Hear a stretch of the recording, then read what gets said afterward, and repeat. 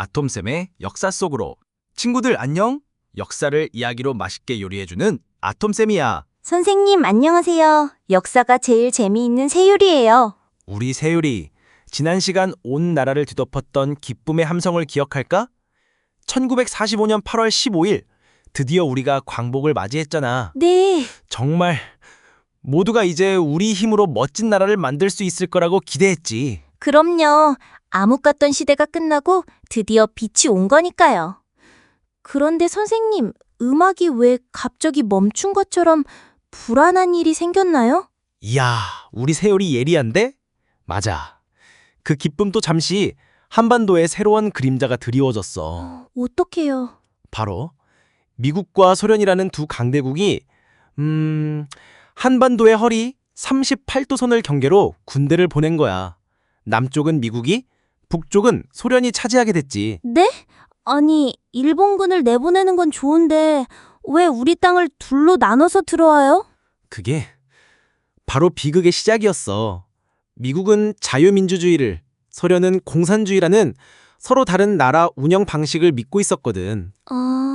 두 나라는 한국이라는 새 집에 자신들의 방식대로 가구를 놓고 싶어서 힘겨루기를 시작한 거야. 그래서 서울 덕수궁 석조전에서 열렸다는 미소공동위원회가 결국 실패했군요. 서로 자기 방식만 옳다고 하니까요. 정답. 특히 신탁 통치 문제로 크게 부딪혔어. 신탁 통치는 말이야, 아직 스스로 나라를 운영할 힘이 부족하니 네, 몇 년간 강대국들이 대신 나라를 돌봐주겠다는 거였는데, 말도 안 돼요. 35년이나 싸워서 독립했는데 또 누가 우리를 다스린다니요. 당연히 반대해야죠. 물론이지. 하지만 이 문제를 두고 우리 민족 내부에서도 찬성하는 쪽과 반대하는 쪽으로 나뉘어 다툼이 벌어졌어. 아, 정말요? 이렇게 통일된 정부를 세우는 길이 점점 멀어지자 이승만 박사가 전라북도 정읍에서 폭탄 선언을 해. 이럴 바에야 남한만이라도 단독 정부를 세우자.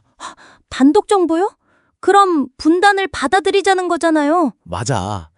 이승만은 이게 가장 현실적인 방법이라고 생각했던 거지. 하지만 모두가 그렇게 생각한 건 아니야. 평생을 독립운동에 바친 백범 김구 선생님은 이 소식에 피를 토하는 심정으로 외치셨지. 나는 통일된 조국을 건설하려다 38도선을 베고 쓰러질지언정 일신의 구차한 안위를 위하여 단독 정부를 세우는 데는 협력하지 아니하겠다. 와, 38도선을 베고 쓰러질지언정 분단만은 막겠다는 선생님의 마음이 그대로 느껴져요. 그래서 김구 선생님은 김규식 선생님과 함께 직접 38선을 넘어 평양으로 갔어. 직접요? 북쪽의 지도자들을 만나 제발 힘을 합쳐 하나의 나라를 만들자고 설득하기 위해서였지. 하지만 이 마지막 노력도 결국 실패로 돌아가고 말아. 결국 남과 북이 갈라서는 길로 가게 된 거군요. 그래.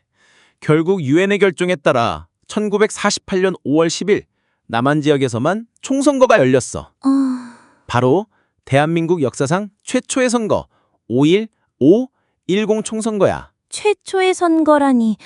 그럼 그때 처음으로 보통 사람들이 자기 손으로 대표를 뽑은 거예요? 바로 그거야. 이전까지 나라의 주인은 왕이나 형제였더나. 맞아요. 하지만 이날 만 21세가 넘은 모든 국민이 남자든 여자든 신분이 높든 낮든 상관없이 모두가 똑같이 소중한 한 표를 행사했어. 내 손으로 우리 동네, 우리나라의 일꾼을 뽑는 민주주의가 처음으로 시작된 순간이었지. 상상만 해도 정말 벅차올라요. 내 한 표가 나라를 만드는 벽돌 하나가 되는 거잖아요. 멋진 표현이야. 그렇게 뽑힌 국회의원들은 가장 먼저 나라의 최고의 법이자 가장 중요한 약속, 바로 헌법을 만들었어. 우와. 그리고 1948년 7월 17일 세상에 우리 대한민국의 헌법은 이것입니다 하고 발표했지. 이날이 바로 제헌절이란다. 아하. 그리고 이 헌법에 따라 초대 대통령으로 이승만, 부통령으로 이시영을 뽑고 기대하면서 마침내 1948년 5월 15일 광복 3주년이 되는 바로 그날! 맞아. 바로 그날 대한민국 정보 수립을 세상에 알렸어. 우와. 나라를 빼앗긴 지 38년 만에 우리 이름으로 된 민주공화국이 탄생한 거야. 정말 힘겹게 세운 나라네요. 그런데 선생님, 그럼 북한은 어떻게 됐어요? 남한의 정부가 쓰러자 북한에서도 한 달 뒤인 9월 9일 김일성을 중심으로 조선민주주의 인민공화국 정부를 세웠어. 결국 씁쓸하게 결국 한 지붕 아래 살던 한 민족이 이념이라는 높은 담을 사이에 둔 두 나라로 나뉘게 된 거지. 그리고 나라를 팔았던 친일파들은 어떻게 됐나요? 새 정부가 제대로 벌을 줬겠죠? 그 문제는 정말 아픈 손가락이야. 국민들의 요구에 따라 반민특위라는 특별위원회가 만들어져 친일파를 도사했지만 네. 안타깝게 새로운 정부는 이 문제 해결에 적극적이지 않았어. 결국 친일파 청사는 흐지부지 끝나면서 우리 역사에 큰 상처와 숙제를 남기게 된단다.